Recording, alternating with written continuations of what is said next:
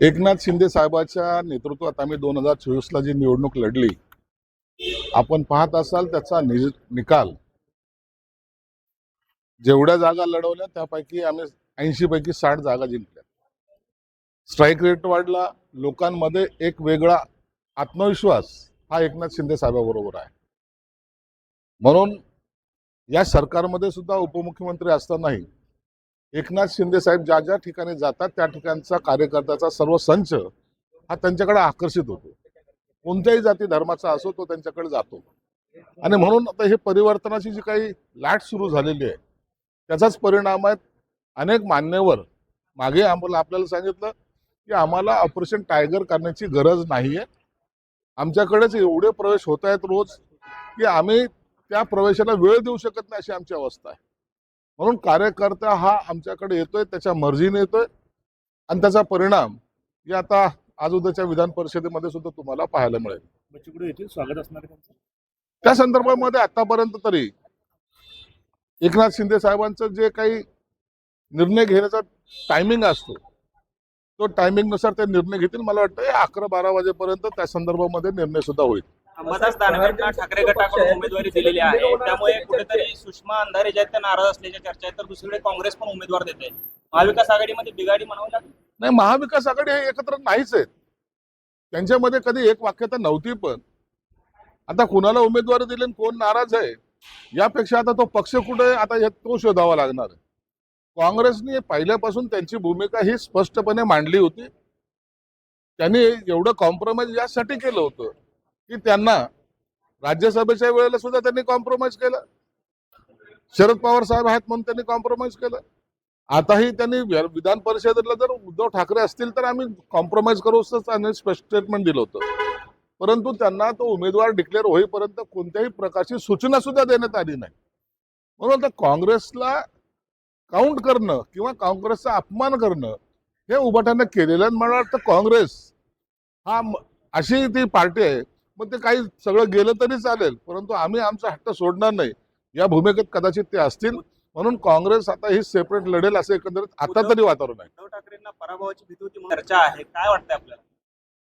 त्यांना याची सर्व प्रकारची जाणीव असते, त्यांना सर्व माहिती असतं की उभाट्याला संपवण्यासाठी त्यांच्या आतमधले त्यांच्या पक्षाचेच लोक तयार आहेत. म्हणून घरचे दुश्मन त्यांच्यासाठी फार मोठे आहेत, त्यांना इतरशी गरज नाही. म्हणून मला वाटतं सेफ साईड म्हणून ते आज निवडणुकीतून बाहेर पडले. साहेब, काल सुषमा अंधारेंनी एक स्टेटस ठेवलेलं की उद्धव ठाकरेंच्या सोबत भेट घेतलेलं आणि त्याच्या खाली एक लिहिलं होतं की 100 आमदार की खासदार की या व्यक्तीपुढे कुर्बान दिली तर ना, अहो तुम्हाला उमेदवारी दिली तर कुर्बान करा ना. जे दिले नाही त्याला कुठं कुर्बान करता तुम्ही? आणखीन फार पल्ला गाठायचा आहे. इतक्या लवकर असे गुडघ्याला भाषण बांधून चालत नसतं पक्षामध्ये. आम्ही 42 वर्षापासून काम करतोय, 1-2 दिवसाचा प्रवास नाहीये. आणि त्याच्यासाठी एकनाथ शिंदे असावं लागतात. या आमच्या बहीण बघा वाघमारताईला तिच्या स्वप्नात नाही एका मिनिटात उमेदवारी दिली आणि राज्यसभेत पाठवलंय. याला मनाचा मोठेपण मानतात. म्हणून त्यांना शुभेच्छा.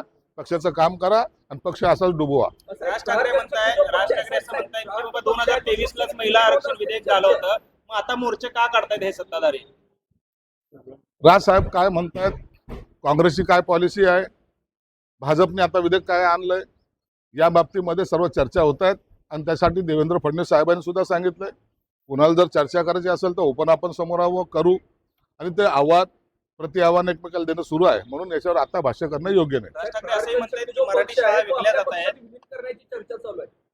काय झालं? प्रहार जनशक्ती जो पक्ष आहे तो आपल्या पक्षात विलीन होण्यावर असल्याची चर्चा आहे. काय चाललंय, काय चर्चा झाल्या बच्चू कडू साहेबांचं आणि एकनाथ शिंदे साहेबांची काय चर्चा झाली याच्याबद्दल तर कुणाला आमच्या पक्षी नेत्यापैकी कुणाला माहिती दिली तर आलेली नाहीये.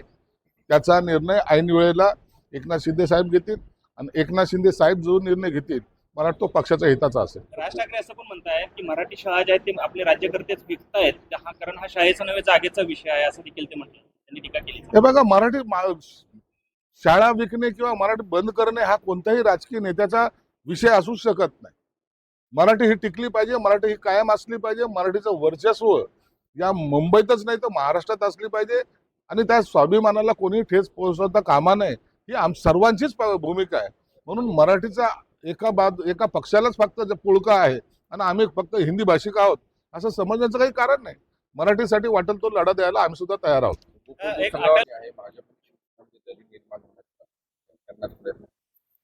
होतात अशा निवडणुकीमध्ये सगळ्या दऱ्या पडतात, भेगा पडतात. तुम्ही पाहिलं असं नगरपालिकेला तसं झालं, महानगरपालिकेला झालं, जिल्हा परिषदला झालं.